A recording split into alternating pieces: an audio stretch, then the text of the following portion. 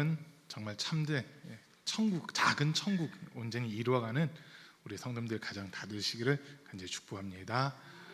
원래 또 이감당 권사님도 하기로 돼 있었는데요. 이게 중복이 돼 버렸어요. 그러니까 그때 이게 특송이 없는 걸 보고 권사님이 신청하셨는데 네, 권사님 하시면 됩니다 했는데 보니까 바로 또 그날 적혀져 있었거든요. 그러면서 이게 중복이 되겠는데 권사님께서는 그냥 다음번에 이렇게 하시기로 하셨습니다. 권사님이 우리 이감당 권사님이 이제 전에 저한테 특송 말씀하시면서 살면 얼마나 더 살겠습니까? 살아있을 때, 건강할 때, 조금이라도 더 건강할 때 하나님을 한번 찬양하려고 합니다 이렇게 말씀하시더라고요. 그래서 제가 볼 때는 모세만큼은 사실 것 같은데 감사합니다. 이 시간 이제 우리가 또 잠깐 하는 말씀 듣는데, 오늘 우리가 읽은 말씀은 이제 오늘 본문보다는 바로 뒤의 내용을 우리 성도님들이 아마 더 잘 아실 것 같습니다. 나아만이라고 하는 이 아람 장군, 지금 여기는 시리아라고 되어 있는데 시리아 군 사령관이 요단강에 7번 들어가서 그 몸이 고침받는 그 이야기입니다. 그런데 이 본문 오늘 뒷부분보다는 이제 앞부분에 제가 좀 초점을 맞춘 게, 이제 우리가 전도 축제를 앞두고 있다 보니까 전도에 대한 말씀을 함께 들으려고 하는 겁니다. 오늘 읽은 말씀에서 보니까 이 나아만이라고 하는 사람을 소개를 하고 있는데 1절에서 보니까요, 시리아 왕의 군사령관 나아만 장군은 왕이 아끼는 큰 인물이고 존경받는 사람이었다. 주님께서 그를 시켜 시리아에 구원을 베풀어 주신 일이 있었다. 나아만은 강한 용사였는데 그만 나병에 걸리고 말았다라고 하는 이런 이야기를 하고 있습니다. 나아만이라는 사람, 이 사람은 이제 왕에게 총애를 받고 있는 사람입니다. 또 군사령관으로서 정말 우리나라로 따지면 이제 국방부 장관입니다. 국방부 장관으로서 정말 강직한 그 군인 정신을 가지고 있는 그런 분이다라고 인정받는 그런 사람이 이 나아만이라는 사람입니다.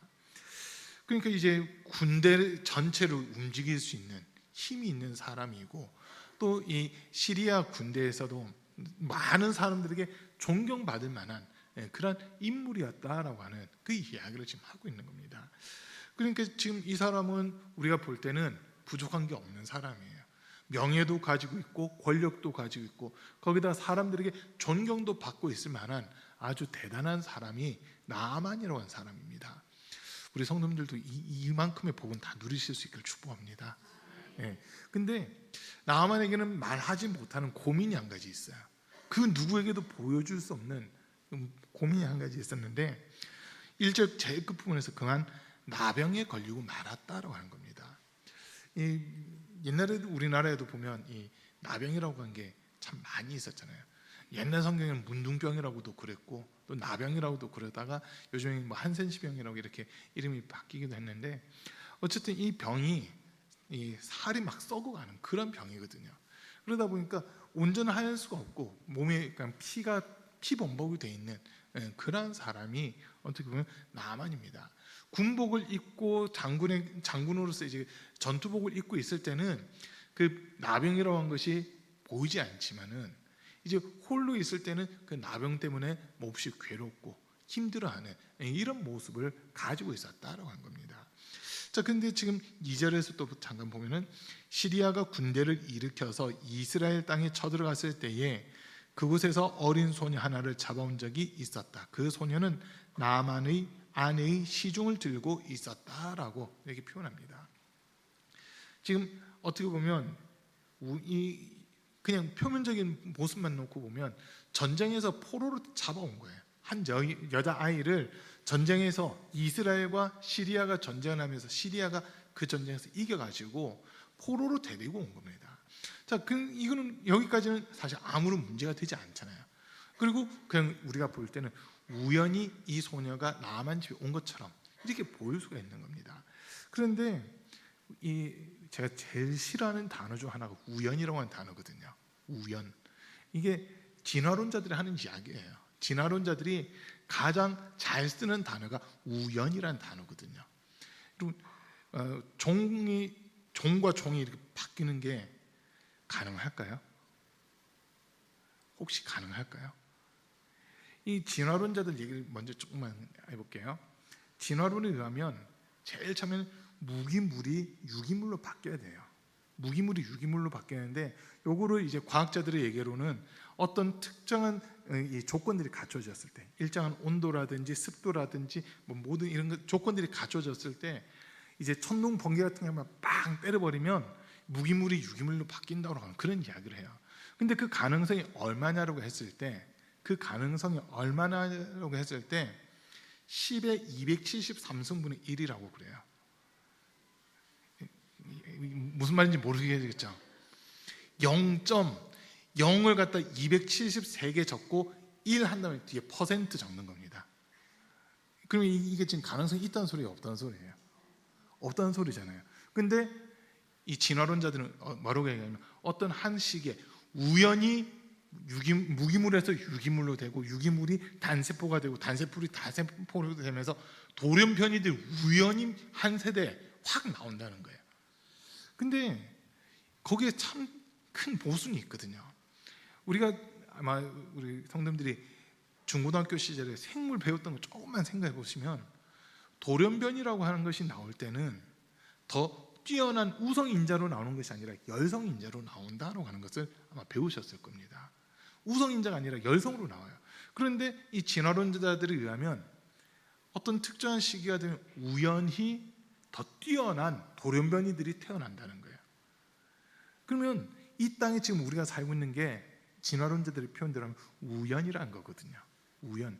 그게 왜 이 문제가 되냐면 우연히 태어났으면 삶의 의미가 없어요. 목적도 없고 의미도 없는 거예요. 사람보다 그러면 사람들이 살고 있는 이 시대도 어느 순간이 되면 돌연변이들이 한번 확 튀어나오는데 그 돌연변이가 이제 영화에서나 볼 법한 그런 돌연변이들이 나오는 거예요. 영화에서 볼 법한 돌연변이들. 그러니까 그냥 가만히 있는데 막 공중을 날아다닌다든지 이제 손바닥 쫙 폈는데 거미줄이 나온다든지 뭐 이런 거 있잖아요. 소위 그 슈퍼 히어로라고 하는 불려지는 그런 부류의 사람들이 나와야 된다는 거거든요. 혹시 여러분 다 그런 거 꿈꾸고 계신 거 아닌가요? 야 했을 때 막 거미줄 튀어나오고 하면 몸이 붕 떠서 공중부양해가지고 막 날아다니고, 혹시 그런 거 생각하고 계시는 거 아닌가요? 근데 하나님께서 처음부터 천지를 창조하셨을 때는 우연이 아니라 하나님이 계획하시고 섭리하시면서 이 세상이 창조가 되는 겁니다. 이거 인정되세요? 여러분, 우연을 믿는 사람들은 사람의 생명을 아주 하찮게 여깁니다. 없어도 될 만한 사람들인데 우연히 이 세상에 태어났다 이렇게 돼버리는 거거든요. 그러나 저와 여러분들은 우연히 이 땅에 있는 존재가 아니라 하나님이 계획하시고 섭리하시고 뜻하신 바가 있었기 때문에 2024년 오늘 우리가 살아가고 있는 겁니다. 이거 우리가 인정하셔야 돼요. 기독교 신앙과 가장 부딪히는 부분이 진화론이라고 하는 부분입니다. 이게 이제 이런 우연이라고 하는 것을 가장해가지고 사람의 영혼에 대해서 아주 멸시하고 사람의 생명도 경시하는 이런 사상으로 발전되는 게 진화론 사상이거든요. 그런데 우리는 진화론을 믿는 게 아니라 하나님의 창조와 섭리, 계획, 뜻 이거를 우리는 믿고 있는 거잖아요. 그렇다면 지금 오늘 본문에서 이 이스라엘의 여자아이가 나만 집에 잡혀온 거는 이건 우연이 아니라 하나님께서 행하실 일들이 있었기 때문에 이제 돌아보니까 하나님께서 이 일 때문에 이 여자아이를 나만 집에 보내셨구나라고 하는 요거를 이제 인정하게 되는 그런 부분이라는 겁니다. 자, 이 아이가 지금 여자아이가 그 여주인에게 뭐라고 이야기하냐면 3절 말씀에서요. 주인 어른께서 사마리아에 있는 한 예언자를 만나보시면 좋겠습니다. 그분이라면 어른의 나병을 고치실 수가 있을 것입니다 라고 하는 이런 이야기를 하고 있습니다. 하나님 입장에서 보실 때 이 소녀는 이 한마디로서 자기가 해야 될 일 다 했다고 볼 수 있어요. 지금 소녀의 삶을 놓고 보면 억울할 수 있잖아요. 포로로 잡혀왔고 이 군대 장관인 나만의 집에서 여종으로서 살아야 되는 거니까 억울할 수도 있고 답답할 수도 있어요. 그러나 하나님의 입장에서 볼 때는 이 여자아이, 소녀는 엄청 큰 일 한 가지를 하고 있습니다. 그게 뭐냐면 나만에게 복음을 전하고 있다는 거거든요. 지금 나만에게 있어서 가장 큰 복음은 뭐냐면 문둥병을 나을 수 있다라고 하는 이 부분입니다. 나병에서부터 자유함을 얻을 수 있다라고 하는 게 이 나만에게는 가장 큰 복음이 되는 거거든요. 뭐라고 얘기하느냐? 우리 나만 장모님이, 우리 주인님이 이스라엘에 있는 그 한 예언자를 만날 수 있었으면 참 좋았을 텐데라고 하는 그 약간 흘리듯한 그 말인데도 불구하고 그 한마디에 꽂혀서 나만이 움직이고 있다는 겁니다.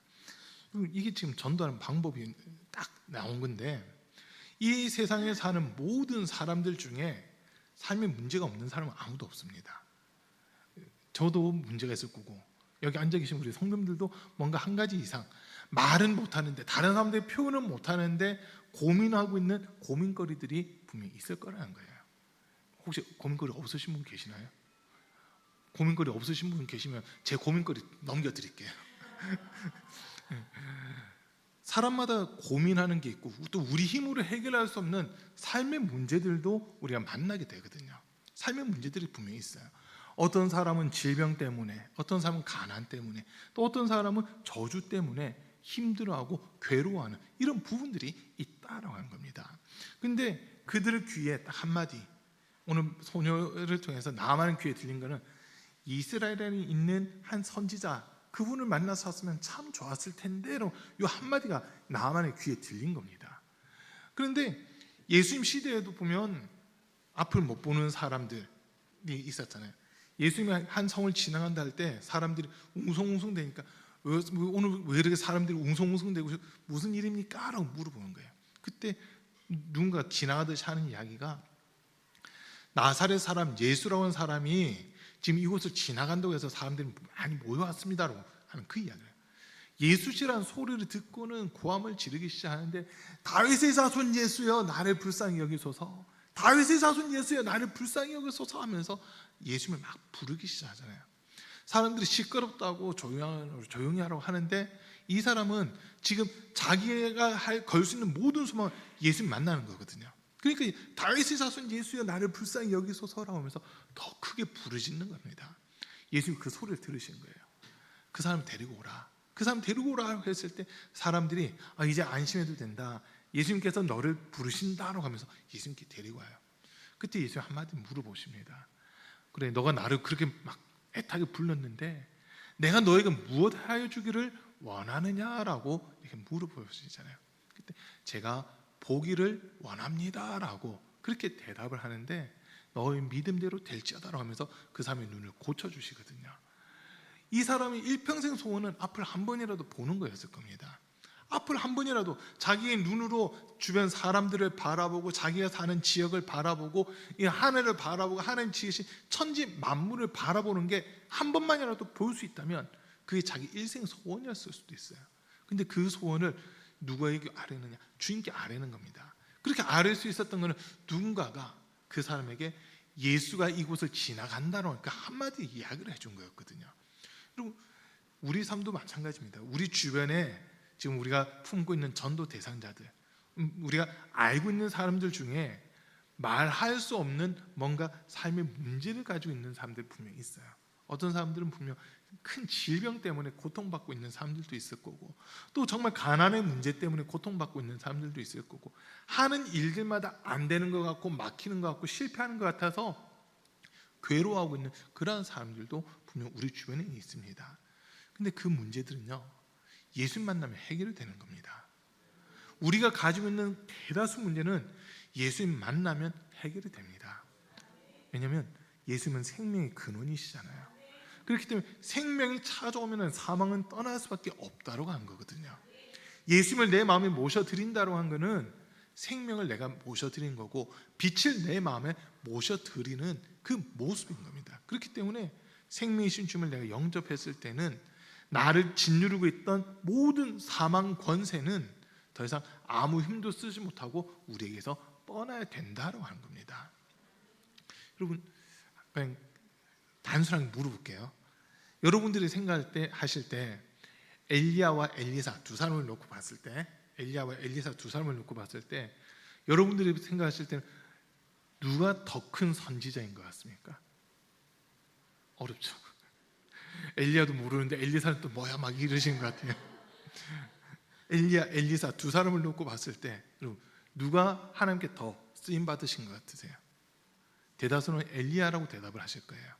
왜냐하면 엘리야가 더 큰 선생이고 먼저 활동을 했던 사람이다 보니까 엘리야를 더 크게 인정할 겁니다. 저도 그랬거든요. 근데 성경 보면서 깜짝 놀랐어요. 왜 놀랐냐면 엘리야가 행한 이적들은 7가지가 성경에 기록되어 있습니다. 7가지 이적. 그런데 엘리야가 이제 열왕기하 1장에서 보면 엘리야가 병거 타고 하늘로 올라가는 그 장면 나오잖아요. 구름 타고 하늘로 올라가는 장면이 나오는데 그때 엘리사가 엘리야에게 요청하는 게 있거든요. 선생님의 영감이 갑절이나 내게 더해지기를 원합니다라고 했을 때 엘리야가 올라가면서 자기가 입고 있던 겉옷을 던져줘요. 그리고 엘리사가 엘리야의 하나님 어디 계십니까 하면서 그 옷으로 요단강을 내리쳤을 때 강이 갈라지는 막 그 일들이 일어나잖아요. 그때부터 엘리사에게 갑절의 영감이 생기기 시작하는데 참 신기한 게 엘리야를 통해서 하나님이 이적을 일으키신 게 7가지라고 했잖아요. 3년 6개월 동안 비가 오지 않는 것부터 시작해서 하늘에 불이 떨어지게끔 하는 거, 그리고 사르밧 과부의 집에 3년 6개월 동안 기름병에서 기름이 그치지 않고 밀가루 그릇에서 밀가루가 그치지 않는 이런 모습들, 또 그 과부의 아이가 죽었을 때 살리는 모습, 막 이런 것들이 7가지가 기록이 되어 있는 겁니다. 자, 그런데 엘리사를 통해서 하나님이 행하신 놀라운 이적의 이야기가 14가지가 기록이 되어 있어요. 곱하기 2로 기록이 되어 있습니다. 어떻게 보면 갑절의 영감을 구했더니 진짜 그 갑절의 능력들이 나타나는 이런 모습이었다는 거거든요. 그러니까 누가 보더라도 엘리사라고 했을 때는 사람들이 인정할 수밖에 없는 게 엘리사는 하나님의 사람이다, 하나님이 함께 하시는 사람이다라고 하는 것을 인정할 수밖에 없는 이런 모습이었던 겁니다. 자, 지금 나아만 집에 있는 이 여자아이는 엘리사를 이미 본 적이 있어요. 그리고 엘리사가 행하는 많은 이적에 대한 이야기를 듣고 있었던 겁니다. 그러다 보니까 자기가 직접 엘리사를 만나지 못했다 하더라도 엘리사라고 하는 그 사람을 알고 있다 보니까 우리 주인님이 그 엘리사라고 하는 선지자를 만났으면 하나님이 쓰고 계시는, 하나님이 함께하고 계시는 그 엘리사라고 하는 사람을 한 번만 만나도 이 병은 나을 수 있을 텐데요 라고 하는 그 한마디가 나만 귀에 들려지는 겁니다. 지금 이스라엘 입장에서 이야기할게요. 이스라엘 입장에서는요, 나만이 병들어 있는 게 좋아요. 나만이 병들어 있는 게 좋아요. 왜냐하면 아까 얘기했잖아요. 나만을 이끄는 시리아 군대와 이스라엘이 전쟁을 해서 나만 때문에 시리아가 이겼거든요. 나만 때문에 시리아가 이겨요. 그러니까 이스라엘이 볼 때는 나만은 죽었으면 좋겠는 거예요. 좀 그런 마음이 들겠죠. 나만이 나병에 걸렸대 이러면 웬만한 이스라엘 사람들 잘 됐다고 하면서 그 병으로 그냥 빨리 죽었으면 좋겠다 이런 마음을 가질 수도 있었을 거예요. 그런데 이 집에 끌려온 종은 그게 아니라 그 주인인 나아만을 상당히 불쌍하게 여기는 마음으로 그냥 한마디 툭 던진 거죠. 그냥 던진 게 아니라 그 사람이 엘리사라고 하는 사람을 만나면 삶이 확실히 변화될 텐데, 삶이 새로워질 텐데로 그 마음으로 우리 주인님이 이스라엘의 그 한 선지자 앞에 서 있었다면 참 좋았겠습니다. 그 이야기를 하는 겁니다.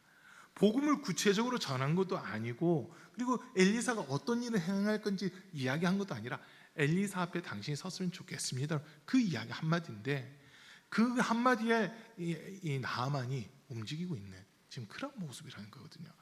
우리 사랑하는 성도님들, 우리가 전하는 복음도 마찬가지입니다. 누군가는 난 지금 부족한 거 없어, 나는 지금 뭐 아쉬운 것도 없어, 이렇게 살아가는 사람들은 우리가 아무리 복음을 전해도 들으려고 하지 않습니다. 아무리 우리가 예수님의 복음, 예수님이 당신이 십자가에서 죽었다, 우리는 죽을 수밖에 없는 죄, 아무리 전해도 그 사람들의 귀는 안 들려요. 근데 우리 힘으로 해결할 수 없는 삶의 문제 앞에서 고민하고 있는 사람들은요, 어떻게 해서든 그 문제를 해결받고 싶어 하거든요. 어떻게 해서든 그 문제를 해결받고 싶어요. 기독교 방송 중에 이제 뭐 새롭게 하소서라든지 뭐 오늘 내가 매일 기쁘게 이런 방송들 있잖아요. 거기에 이제 간증하시는 분들 이야기를 쭉 한 번씩 듣게 되는데, 이제 연예인이었다가 뭐 영화배우였다가 목사님 되신 분들, 이런 분들이 상당히 많더라고요. 그중에 이제 한 분이 정운택이라는 분이 있어요. 영화 친구에 나왔던 분, 이 부산을 배경으로 했던 그 조폭 영화, 거기에 이제 그러다 보니까 이 정운택이라는 분이 연기를 하는 동안 맡았던 배역을 항상 조직폭력배의 이제 좀 중간 보스 내지는 밑에 부하 역할을 좀 많이 맡았었거든요. 이미지가 그렇게 딱 굳어져 버렸어요, 그분은. 그런데 이분이 뭔가 삶의 문제들이 터지고 해결할 수 없는 빚이 생기고 막 건강에 문제가 생기고 고민들이 생겼을 때 여러 신들을 다 찾아다녀 봤다는 거예요. 여러 종교들을 다 찾아봤대요. 불교에도 가보고 뭐 다른 종교도 가보고 뭐 웬만한 종교는 다 가봤다는 거예요. 교회 빼고는 다 가봤대요. 근데 어디에 가서 어떤 신에게 빌어도 자기의 문제를 해결해 주는 신은 하나도 없더라는 거예요. 그런데 교회만큼은 가기가 싫더라는 거예요. 이상하게 교회만큼은 가기 싫은데 다른 종교는 다 가봤는데 마지막에, 그래 교회에서도 신을 믿는다고 하는데 내가 지금 다른 신들은 다 쫓아다니면서 왜 기독교인들이 믿는 그 하나님이라는 신을 내가 찾지 않았을까?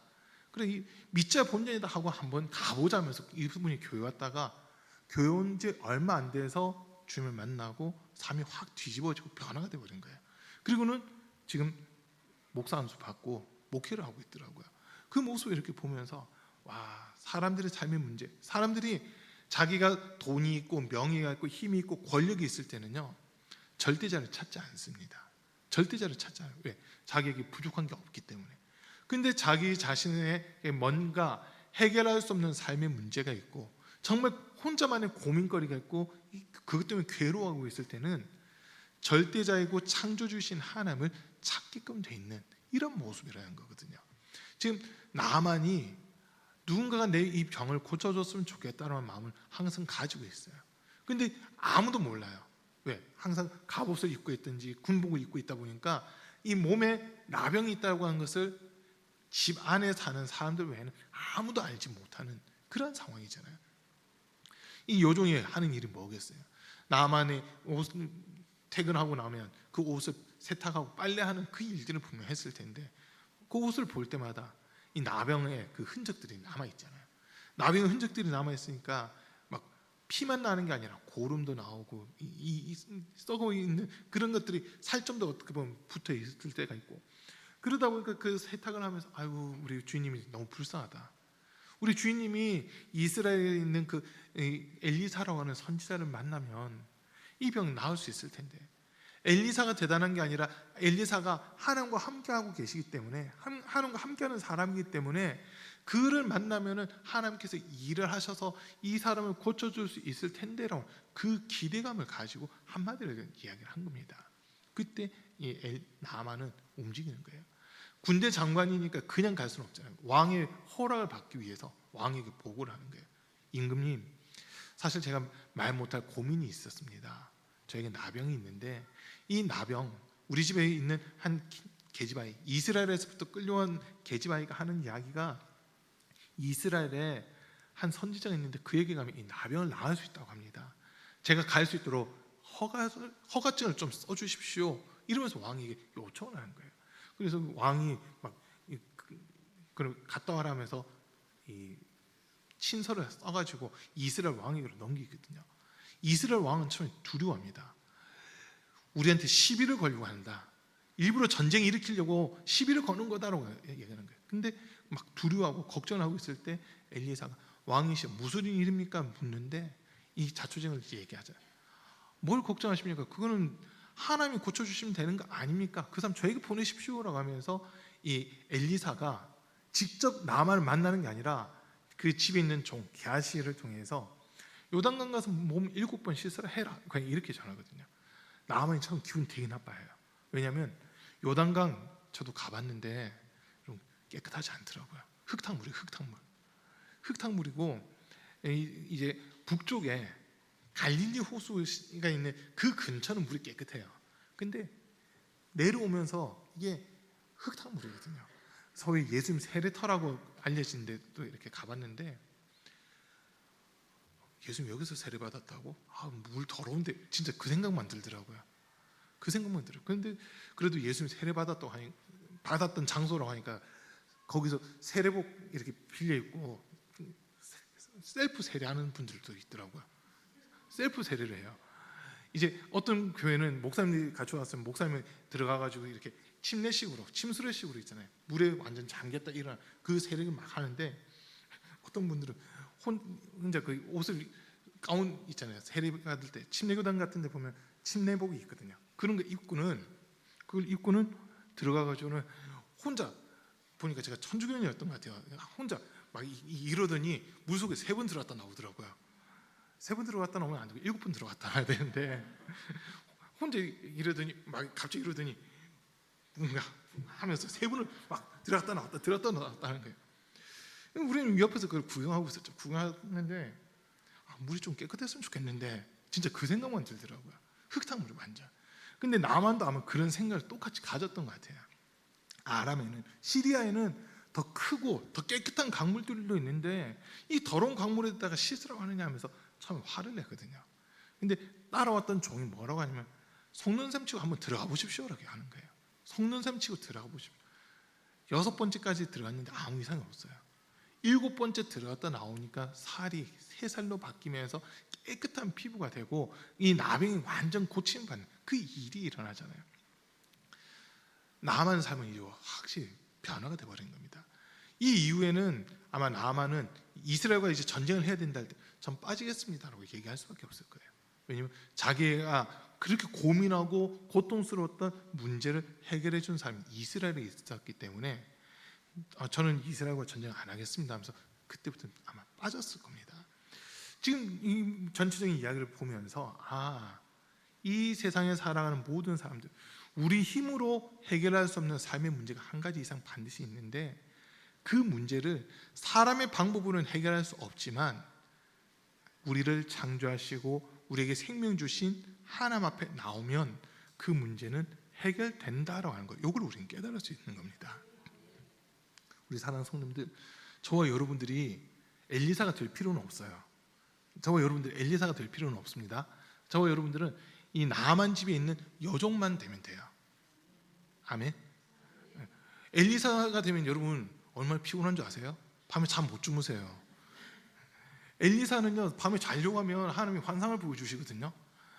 아람 군대가 어디로 쳐들어온다 이거를 작전을 알려주시다 보니까 그 밤에 잠 못 자고 어떻게 쳐들어올지를 다 봤잖아요. 그럼 어떻게 막아야 되고 어디를 막아야 된다 요거를 알고 나니까 새벽 일찍 왕한테 가가지고 왕이시여 아람 군대가 여기로 들어온다고 합니다. 여기 막으세요. 여기 막으세요. 맨날 그거 알려줬거든요. 그러니까 아람 군대에서 화가 나가지고 엘리사 잡으러 와요. 군인 50명 동원해가지고 엘리사 잡으러 오고 막 이런 일들이 일어나잖아요. 여러분 엘리사들은 피곤해요. 여러분들이 나라 지키셔야 돼요.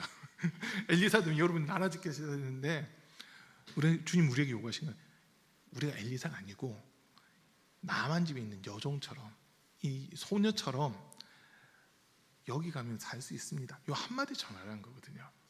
여러분 우리 가운빛 교회에 하나님이 함께 하신다면 우리 요것만 전하면 돼요. 우리 가운빛 교회 하나님이 함께 계시니까 와봐. 그러면 삶의 문제 해결될 거야. 그 한마디거든요. 전도할 때 무슨 말을 어떻게 해야 될까 사실 고민도 많이 돼요. 고민도 많이 되는데 우리가 할 수 있는 건 딱 한 가지. 어떻게 보면 요한복음 2장에서 보면 빌립이 나다나엘에게 예수님을 소개하잖아요. 내가 이분 만나보니까 이분이 지금까지 말씀을 가르쳐줬던 서기관, 바리새인, 제사장, 랍비 그들과는 차원이 달라. 뭔가 아주 이 말씀을 듣는데 정말 내 영이 깨어나는 것 같아. 이런 말 한마디 했을 때 나다나엘이 긴가민가하면서 오거든요. 어디 출신이래? 나사렛 출신이래. 아이씨 나사렛에서 무슨 선한 것이 나와. 이렇게 투덜투덜 대면서도 예수 앞에 나와요. 그런데 예수님의 한마디, 이 사람은 참으로 이스라엘 사람이다. 그 속에 간사한 것이 없다라고 하는 이 말씀하실 때 나다나엘이 예수님을 인정해버리거든요. 저를 아십니까? 빌립이 너를 데리러 가기 전에 너가 무화과 나무 아래 있는 것을 내가 보았다라고 했을 때 예수님을 영접해버리는 그런 모습들이 나타나잖아요. 이런 걸 보면서 우리가 해야 될 거는 예수님을 소개시켜주고 연결시켜주는 거. 이게 우리가 해야 될 일이라는 거거든요. 저와 여러분들 엘리사 되면 우리가 다 고쳐줘야 돼요. 우리가 문제를 다 해결해 줘야 돼요. 그러나 이 소녀처럼만 되면 우리가 문제 해결하는 게 아니라 문제를 해결할 수 있는 주인격은 우리가 이끌기만 하면 된다고 하는 겁니다. 이게 전도거든요. 이게 전도예요. 여러분, 근데 전도하면서 어려운 이유가 뭐냐면 내가 책임지려고 하니까 어려운 겁니다. 할 수 있는 분에게 떠넘겨야 되는데 내가 책임지려고 하니까 전도가 어렵게 느껴지는 겁니다. 우리 사는 성도들, 지금 이 소녀는 말 딱 한마디 했어요. 우리 주인님이 이스라엘에 있는 그 선지자 선생님 사무엘 선생님 한 번만 만났으면 참 좋겠는데요. 이 한마디에 마음이 움직인 거거든요. 우리 성도들이 한마디 했을 때 정말 우리가 기도하면서, 대신 기도는 해야 돼요. 기도하면서 그 사람이 한마디 딱 했을 때 그 한마디 때문에 사람이 마음이 움직여서 주님 앞으로 돌아올 수 있는 이런 일들이 일어나는 겁니다. 아멘. 그 한마디 전하기 위해서 우리는 기도해야 되는 거예요. 그게 필요한 겁니다. 주님이 우리에게 맡기신 사명, 저와 여러분에게 엘리사 되라 이런 얘기 안 하세요. 여러분, 엘리야, 엘리사 이름 뜻이 있잖아요. 엘리야라고 했을 때 나의 하나님은 야훼시다, 여호와시다라는 거고, 엘리사라고 했을 때는 나의 하나님은 구원자시다라고 하는 이런 의미거든요. 그러니까 하나님이 구원을 하시니까 그 구원을 베푸시는 분 앞으로 우리가 전도 대상자를 소개만 해주면 되는 거예요. 소개만 해주면 그게 우리가 해야 될 일이라는 거거든요. 여기까지는 하실 수 있죠. 여러분 보고 병든 사람 보고 병나라 막 이거 아니에요. 그것까지는 요구하는 게 아니에요. 우리한테 그런 능력이 있으면 그렇게라도 해야 되겠지만 우리한테는 그런 능력이 없으니까 모든 문제는 예수님이 해결해 주신다라고 하면서 예수님 앞으로 나올 수 있게끔 해주는 거, 그게 우리가 해야 될 일이다라고 하는 겁니다. 여러분 여기까지 이해되시나요? 여러분이 엘리사 되면은 밤에 잠 못 주무신다니까 진짜. 맨날 군인들 잡으러 와요. 그게 아니라 우리에게 이 여종처럼, 이 여종은 말 한마디만 하면 되는 거였거든요. 우리도 우리 전도 대상자들에게 우리 가운비교회 주님이 함께하는 교회야. 주님께서 이곳에서 우리가 기도하면 하나님이 들으시고 응답하시고 일을 하신 곳이야. 그 은혜를 나만 경험하는 게 아니라 너도 경험했으면 좋겠어. 이렇게 한마디 전하는 겁니다. 우리 힘으로 해결할 수 없는 삶의 문제는 창조주이시고 구원자이신 하나님께 맡겨.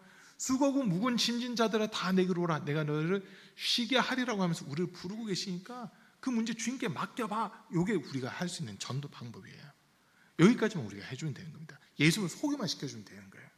나머지는 본인이 결정하는 거거든요. 나만은 자기가 이제 결단하는 거예요. 그래?